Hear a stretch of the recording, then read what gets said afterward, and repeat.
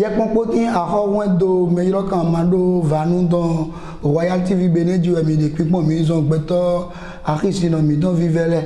azaya ton wizin wi na do domi nu wa mi don to hoji bo mi no ponda yi mi ayi gboje nu wa to ga nu wa de buron gbaje me oko de jo de save la lo me alopade o somi ajo jijira idan lewe a kai nu jijo alopade ajo jijira gbeto pa le dan bodo ko devo lepo e mi no se ta de nu wa o to ho danji e wa ya awande kaka anze agbazada do fi opo bona gboje di opodo me mo megbo mi don uno ga gbagbala po enu no kon bonoda mejele mi wa igboje me bo gboje lo de mi wa ye a o mi ni gboje me bo gboje me bo gboje nya mi ni gboje me nya mi ni kaka bo bo mi ado a o etekai mi do na tekpon dandan bura fo gboje mai mo azanti atoni de wa idon de wi mi na o be azon bo mi na o je mi mo mi ji de nu wa mi don to hoji bo eso a jagbon alopare ji bo mi ma mo mi bo fi bura do ami do si ma adone gbo mi mi le mi ma no gba mi ma ga no clan be doran o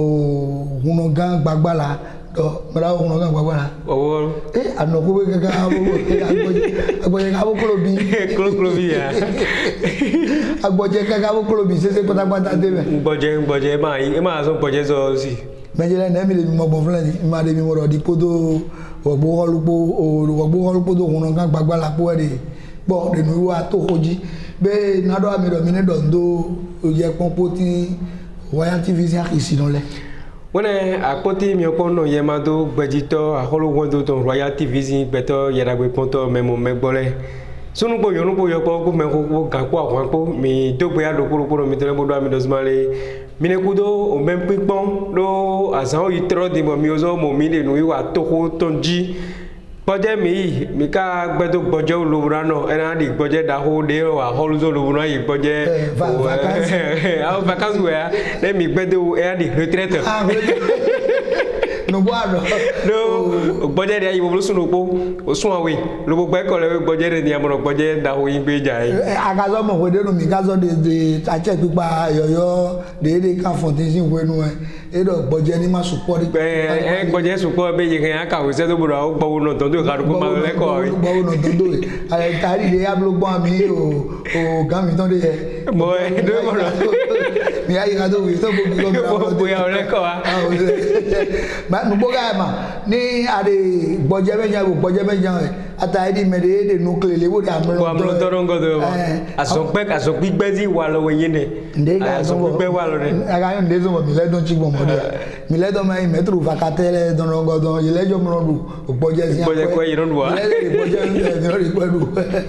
pedo mi no kan gboje ru amo mejele na pon mi ami do so ma be mo azon wi wa le bi se pátápátá e dan be gboje de mi ye mi mai da ihun po mi no la do amora ni de balon gba de ayun mlimli hoten gbeto de labo ma de fi de gba ba nlo de e wi eno mo balon ho to dagbe mi osu papa mi igboje po igodo bore pipon azon de mi wa ile etelewe ga jedo de me ne mi gan zo blogbon be na zo sien hu gan do mi no do se do mi nugbo amo mi mo do bi sese na mi no ku yan de le mi bo mo do de le na mi be gboje ne ye na mi jroje bo mi gbado na nu dawo devo le bo azon wi wa cha didon mi na mo do be nususu na di ode me bo na gbon foti tegbe mo window ba hono kan ko wala ogogo na gbon ye kan do ko le lo buna kun gbe awe do de nle yi gbon wi jane a o se gbe to ji lo boka odo aye ne eyin nu iwa to ko kerewe na be de apoti mi okun Royal TV to ji ya o asiza ko we nu wa de ko nu iwa mi ro pon do anonu gbe mi to me alo yoyo devo de mi zo a ren wa din le bi na be papata do mi mo ro ko lo gbe gboje de mi ye ni ko lo gbe ya ko amlo doji bo ye do wa fun bla fide le do au fil de temps mais mais on a bon wa so dai mais les wa frère gbere bozo wa zo be bezo asikore me ni ko do de fidie mina mo no zuma le didio alo pade bo na biome bon nous wa de nous wa bo me ko no pon de royalty visi ye pon podin a lo kamado famille do le di biwe na be di pakpata bo yo devo de zo na biome le mina ko yo zule mo di bonazo pa na mi bondo mi ko no zuma le ezo no zuma le mi alo mo nous wa le de wulo le we a khode me mina no lo wa zo di de mi o do akpa mi gbon mi de azo le o be po pede lo be na fo e fo din kre mi amoro zuma le lo royal tv be a chinga we nu ko to trombo no gbe mi jade asiko we mi le aga mi gade tegbe ma kuro gboro to su papa we do teme mi bo ni ma o do teme agbeto ipon to ga agbeto do teme agbeto do teme agbeto bo me lo aje kuro kuro je fun ji le amon me le do teme me je no abro no yan afun ni akuro gboro to ga do teme awe we eno ma se bo no viviti ti gbe me je le na to me mi lo zima mi te pon bo no ze no wa mi don le bi se papa njo akuro gbedo toji wi ọ̀run do temi agbon ye kan bo don do pare mi don le podo mi osude le de kin ka se do dagbe ya mi ga so re kwezi ogwenu bio mi kana do ko gbe amele dada do ko gbe amele o wa de lu wa klenklo lu na jori ko lo si tan le mi do na fo bi na blu fo ate no we bi do na po pata ganji mo do ko lo so mi zi ko nu de mi so dia awon tron de di e ma wa me de awon tron ayo ya do le ma so le awon tron yi le gan yo la si awon lo yo la si awon lo yi le o be nu e do bo so to ma de o do si ma be mo yo ya je so mi bloji amore gare mi le fi di khade me de le mi le pin pon mi amoro kle tum de le yo je ti toji yo be nu e do bo mo ja iron lo bon o wo ko be na ko ye kan yo bo do e do be nu wa te do mi ma do ko tare bo na 0 asia do pro mi dole mi wa lo blando mi ko no zima le nu wa o to ko don e be lo bo be bi papata bo nu wa de royal tv dole e be mi wa nu zo nu gbe bo mi kana ko ye kan yo be lo blando mi no zima le zan de no mi be de mi de di do bodi me de oyin o to ko zo ato o do ko don we a o pro yo da o de nu ko dole mi na hu di don se ko yo su metre na don se ko mi ba zo ne o ya zo lo bo yo wa de ko don le me alo to ko don le me alo to pon la yi don le me ye na hu gbe zo jiji bra je di do mi o blo yo ene we na e jiro je lo bo fide tun ko mi de diyan to vile na moto wo do jiji do ina go eze wa we ya alo ye na zia kiza lo bo za ele bo de ese bra ba peto da gudi o di ono mo to pon la gande wa zon ta won wi apapa na zebo ena ya wa nu wi wa ene to pon la gan amlo doto gongo nu ti ti go wi ojo ma do vivo pele e ma ga do vivo mi o gbedo mi abe ye inu mi dole o do mo le ya zon ten lo pa do mi ra o do wa mi do gbe ya mi de ya wa zon lo e ma de do gbe ya mi le mi ato se poto vile o camero kami do le mi ga zero fi o zon ko bla ene mi de di bo azon tele ga wa bu ga se gbedo mi se gbedo jibo do gbe ya mi le bo ne to vile do gbe mo wo zuma bo do ko a mo kro to ma to e o uno ga gbagbe la aga zo mo ro yo di o tensen dodo to lo don bo do ti lo zuma be mo a o gan duru de pepe lo la wege wi e adu kaka ije to pon la gan le lo su papa ji ene yo o vivi ami bo nga zo ade koro po kan de ye o du dai bo zo adu yo go e ya ka de du dai lo de me we ka be dimi yi na be e do je no ko no me to me si we no mi aka ene le se yi amono ko de ke na yiro mera ko ba un bina ko mi che do ko de nu gbo e o wa che pa o se afo ato ko be do ma o to vilo do na ko nu kun to do lo blanja mo mera ko no ga gba mo o joga ye dia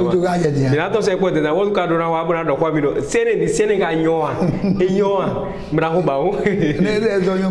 po mo wi ya yido ma atro ko zu ka to e mi ke mi na me ne do na do ko da do ye yo dia soro ibo de ko ya ye me bi pata bu na se kle to vito si ye pon poti a ko won to si a isi no le o gbo wi an gbo bo na do awi do fi sun si do poti bo yiro do Jacob we ko me ibo de ko eneme o tekpon de yiro blobo no din tekpon lo wi we ye blo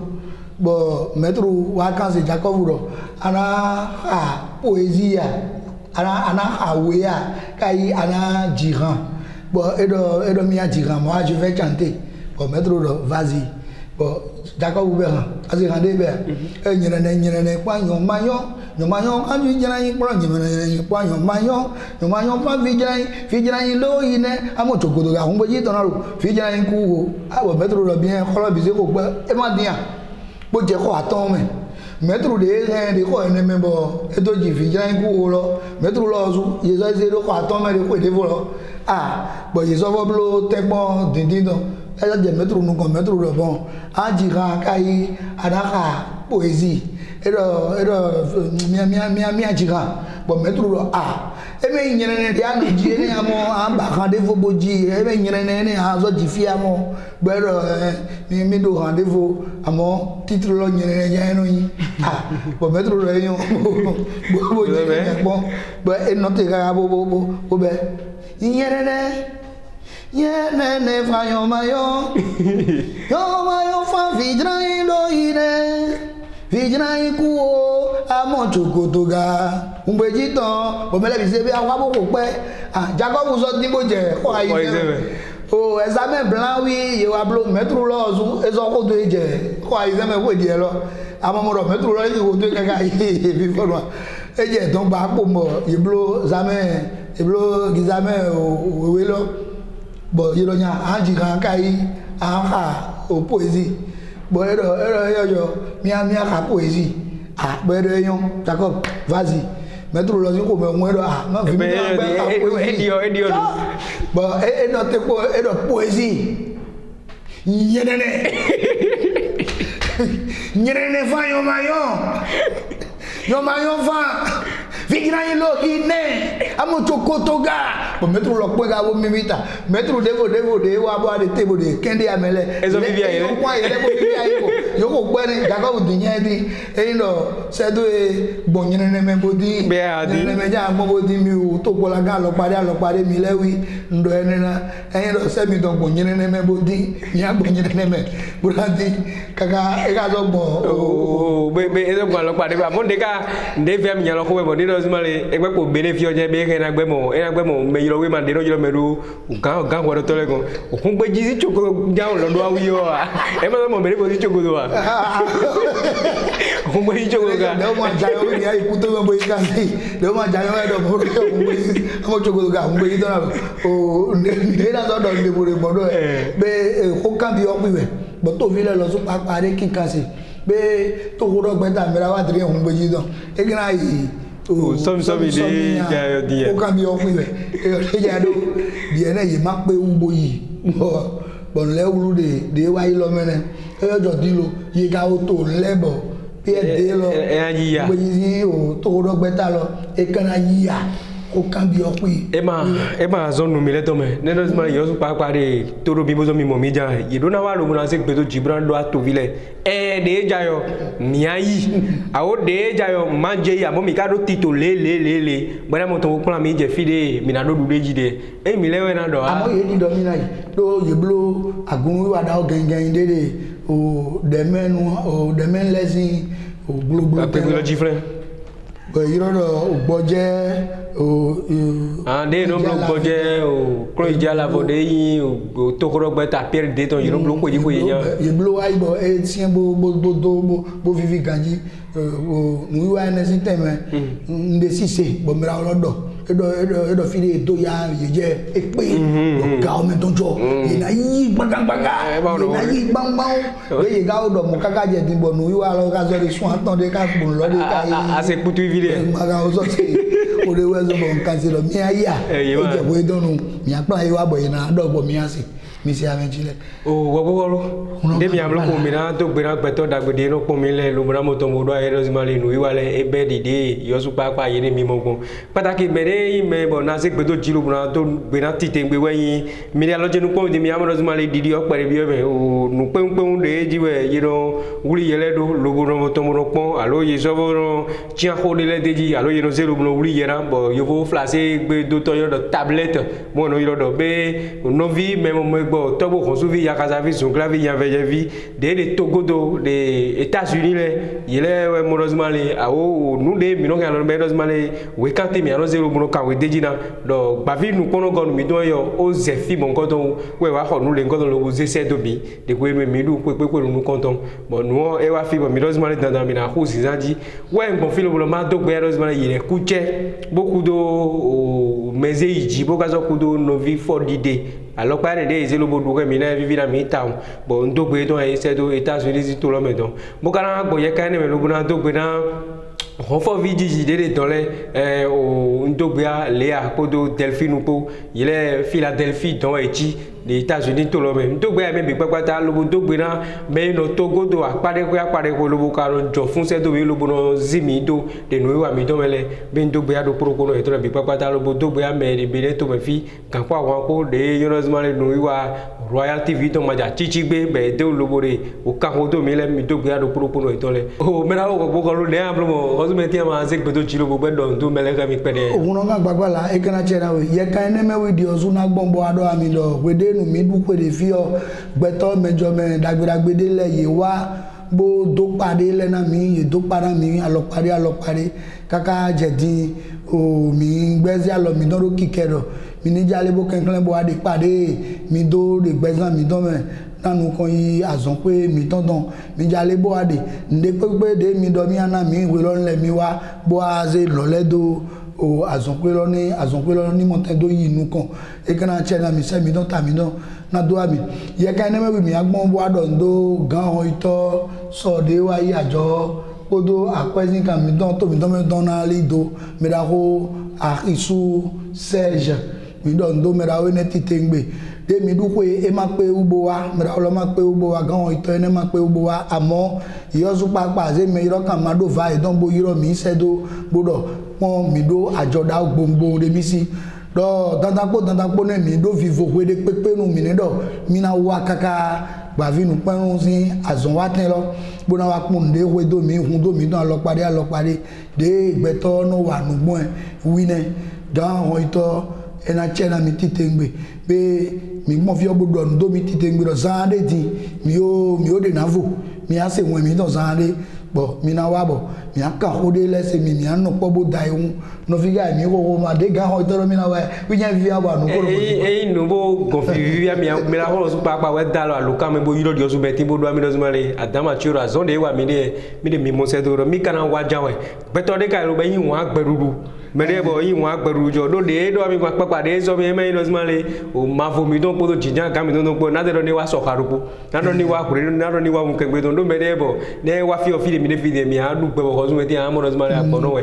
ye ka ne me ye kan do po de me je na gbon lo na do me lele do ile pataki mera ko to bo do ani pepe do beto alo ga do mera ko no zu ka ya ko do jan we bro ne te pon lo bo wa pon nu de nu lo bo ko to mi fi bo alo de mi na nu na de no vi ko li kerebe mi a wa no e ka ni wo vi mi tawo ai so gbe ni amode leno igbo o mi ma so yi o gan o ito de fio mi atenpon bona fo o fi de mi de lo kai mongado bo mu gbibo je do ami ro ko ti do ndi wa na wa bona mu alo pade ji mi de fi de mi de sigidi lo ko de lo bo wi o so papa mi asoro gan o ito do mi de le me fio bo wi o so papa na mo lo ayan ole ye ti tepo amo ndepo we do ye nugbo mi ablo ti to lo de lo me bo gan o ito ko do me de le do le po ira wa mi gan e kana chena mi mera ko to vodu vinu kon to mo do o fofo vinu kon to ayi mi le de to lo me do vale mi don e na chena mi be do mi ado maze egbe don boda ze so flen mejele agida mo do apara ki ko to re mo mo vivi bo yo do esa mi ato me ami po ndo si ma be mo azancha ton gbedeja pu emi na je ko tale vlonji ko de ayi gbagbagba ko de ayi bogo katon wiawe